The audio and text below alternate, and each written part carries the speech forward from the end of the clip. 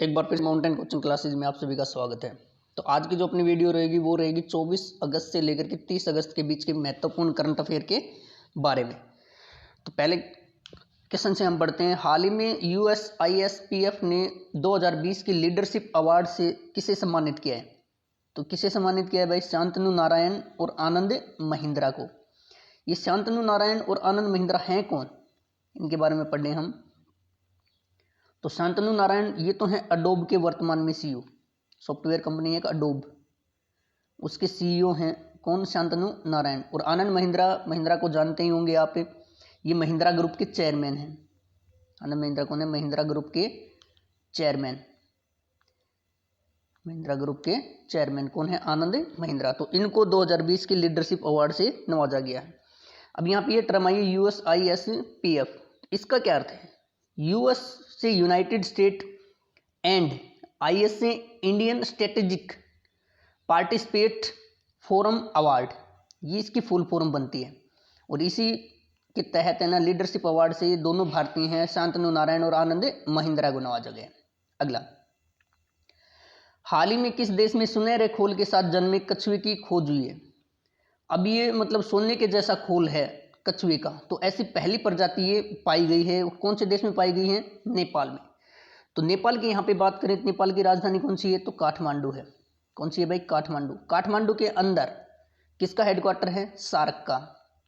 किसका हेडक्वार्टर है भाई? सार्क का। सार्क का हेडक्वार्टर काठमांडू के अंदर है। और एक इस यहाँ के नेपाल के जो राष्ट्रपति हैं वो कौन है? विद्या देवी भंडारी। विद्या देवी भंडारी यहाँ के राष्ट्रपति हैं। और नेपाल का प्रधानमंत्री पूछे तो वो कौन है? तो वो KP ओली है भाई, KP शर्मा ओली। KP शर्मा ओली यहाँ के नेपाल के क्या हैं? प्रधानमंत्री हैं। ये भी आप ध्यान रखना। अगला, हाल ही में किस संस्थान ने प्रसिद्ध मौलाना अबुल कलाम आज़ाद ट्रॉफी जीती है? अब सबसे पहले तो मैं ये बता देना चाहता हूँ, मौलाना अबुल कलाम आज़ाद ट्रॉफी जो है ना वो किसने जीती, किस संस्थान ने जीती है? तो ये जीत ली है पंजाब यूनिवर्सिटी ने। पंजाब यूनिवर्सिटी है कहाँ पे? तो ये चंडीगढ़ में है। कहाँ पे भाई? चंडीगढ़। धुएं से मुक्त भारत का पहला शहर 2007 में हुआ था चंडीगढ़। और केरोसिन मुक्त पहला शहर भी कौन सा है? भारत का चंडीगढ़ ही है। ये भी ध्यान रखना। तो पंजाब यूनिवर्सिटी के बारे में एक बात और बता देना चाहता हूँ मैं। पंजाब यूनिवर्सिटी ने खेलो इंडिया यूनिवर्सिटी गेम जो हुए ना पहले भुवनेश्वर के अंदर, उनके अंदर जो टॉप पर है वो भी कौन सी रही थी? पंजाब यूनिवर्सिटी रही थी। ये भी आप ध्यान रखिएगा। अगला, हाल ही में SBI का नया MD किसे नियुक्त किया गया? MD का मतलब भाई मैनेजिंग डायरेक्टर यानी प्रबंधक, तो वो बन गए अश्विनी भाटिया। यहाँ से ये MD है।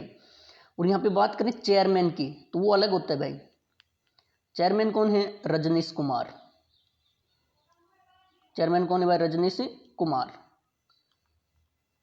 और SBI की बात करें, SBI की स्थापना कब हुई थी? तो SBI की स्थापना हुई थी, कब हुई थी भाई? 1 जुलाई 1955 को।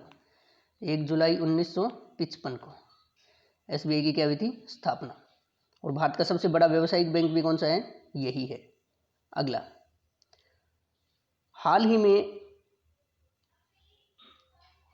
हाईवे बागान की निगरानी हेतु हरित पथ नामक ऐप किसने लॉन्च किया है? तो ये लॉन्च किया है नितिन गडकरी के द्वारा।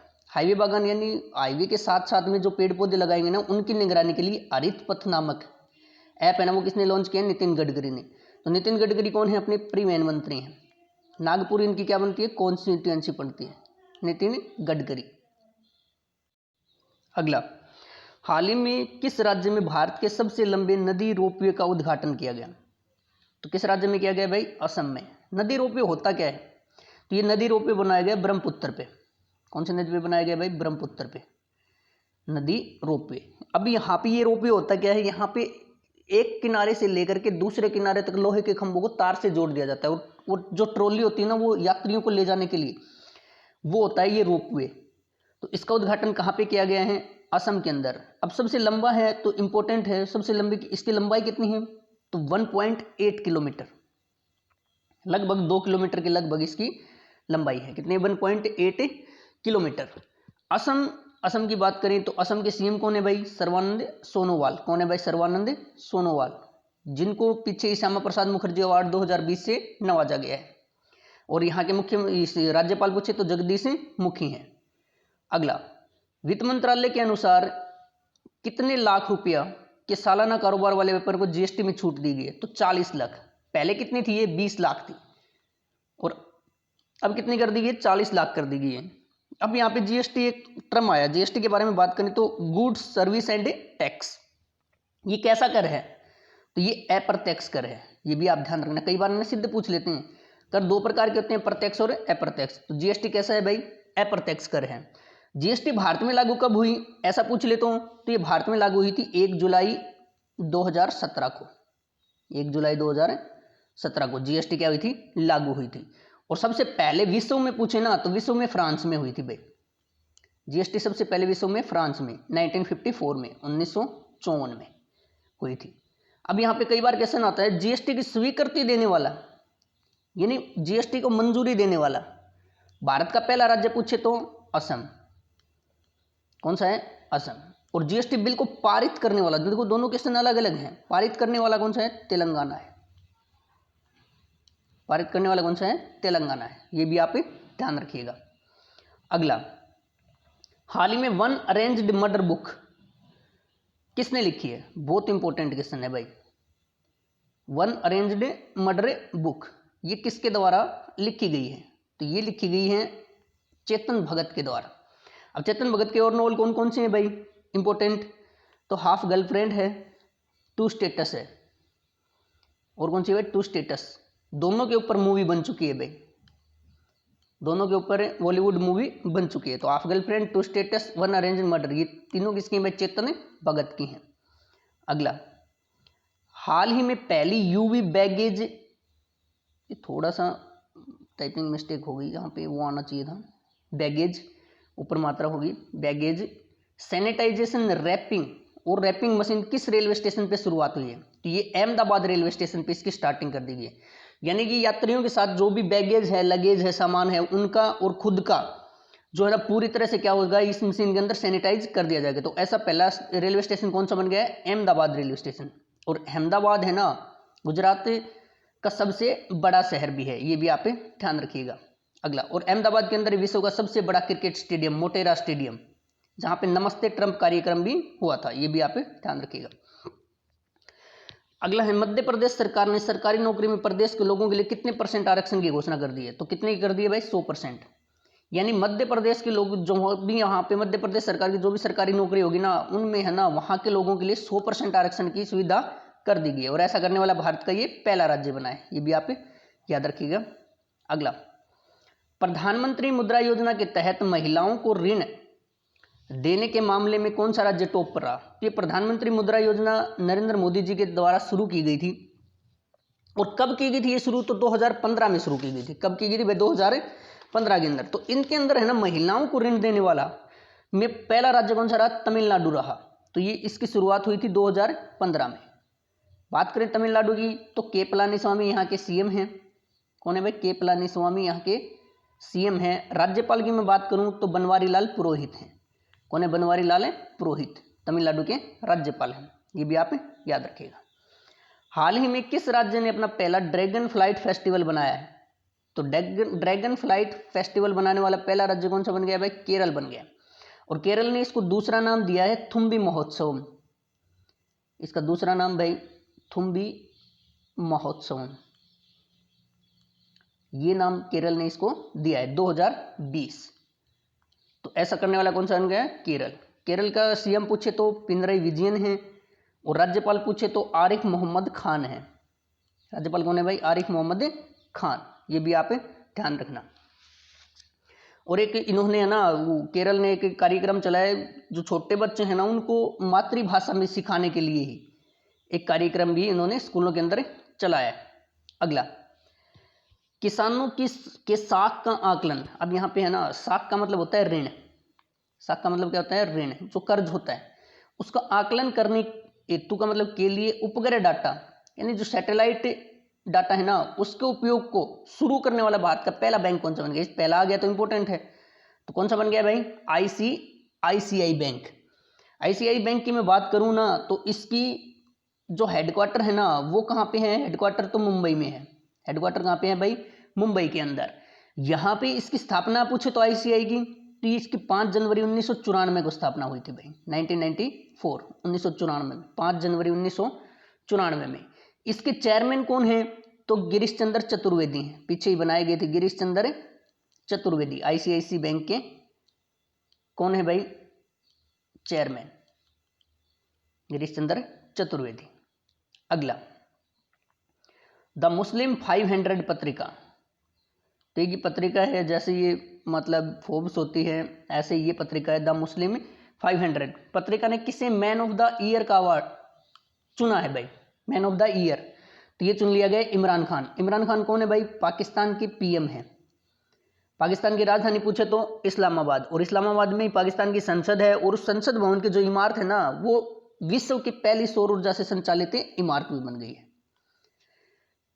और यहाँ के जो राष्ट्रपति पूछे पाकिस्तान के तो आरिफ अलवी हैं। अगला, टेस्ट क्रिकेट में 600 विकेट लेने वाले पहले तेज गेंदबाज कौन से बन गए हैं?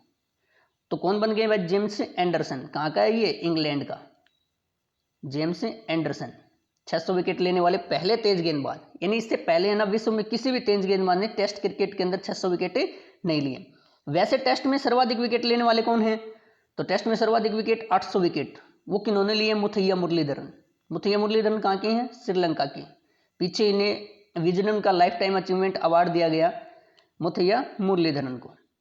अगला, राष्ट्रीय शिक्षा नीति यानी नेशनल एजुकेशन पॉलिसी को लागू करने वाला पहला राज्य कौन सा बनेगा?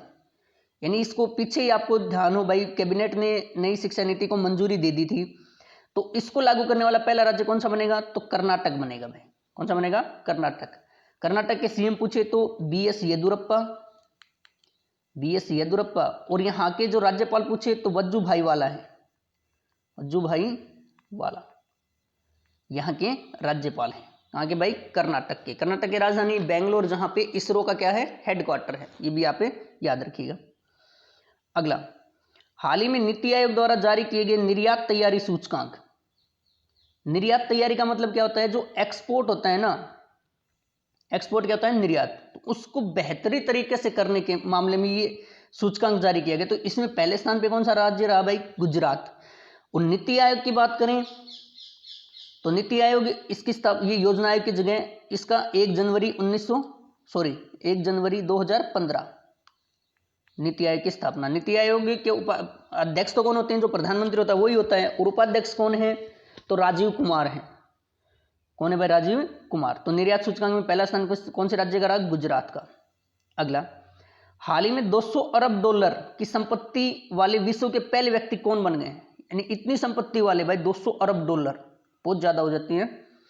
कौन बन गए? Jeff Bezos. और इनकी पूरी संपत्ति वर्तमान में कितनी है? 204 अरब डॉलर है। और विश्व के सबसे धनी व्यक्ति भी जेफ बेजोस, पीछे वो जारी हुई थी उस रैंक में, और अपने मुकेश अंबानी चौथे स्थान पे थे और एशिया में पहले स्थान पे। जेफ बेजोस ये अमेजन के संस्थापक हैं। किसके संस्थापक है भाई? अमेजन के संस्थापक जेफ बेजोस। अगला, हाल ही में अंतर्राष्ट्रीय बुकर पुरस्कार 2020, अंतर्राष्ट्रीय बुकर पुरस्कार ये दिया किस में जाता है? तो ये इंग्लिश लिटरेचर में दिया जाता है भाई। किस में दिया जाता है? इंग्लिश लिटरेचर यानी इंग्लिश साहित्य में ये अवार्ड दिया जाता है। तो किसको मिला है ये मिला है मैरिके लुकास रिजनेवेल्ड को। मैरिके लुकास रिजनेवेल्ड को मिला है। और ये कहाँ की हैं भाई? तो ये नीदरलैंड की हैं। कहाँ की लेखिका हैं? ये नीदरलैंड की। और ये इनकी उम्र मात्र 29 साल है, 29 ईयर्स ओल्ड। कितने साल है भाई? 29 साल। और सबसे कम उम्र की लेखिका बन गई है भाई, इस अवार्ड को पाने वाली सबसे कम उम्र की लेखिका। ये बुकर अवार्ड दिया किस में जाता है? तो यहाँ पे ना कोई भी किसी भी भाषा में कोई साहित्यकार अपनी नोवेल को लिखता है, लेकिन उसका जो अनुवाद है ना वो किस में होना चाहिए? इंग्लिश में। और इस कोई भी मतलब बुक है उसका अनुवाद तो इंग्लिश में होना ही चाहिए, साथ के साथ वो उसका पब्लिकेशन है ना, प्रकाशन, वो इंग्लैंड या आयरलैंड में हुआ हो, उसी को इस अवार्ड के लिए नामित किया जाता है। तो इनकी बुक कौन सी है भाई? मैरिके लुकास रिजनेवेल्ड की, बहुत इंपॉर्टेंट है। जिसके लिए ये अवार्ड मिला, discomfort, the discomfort of evening, the discomfort of evening इनकी बुक का नाम है।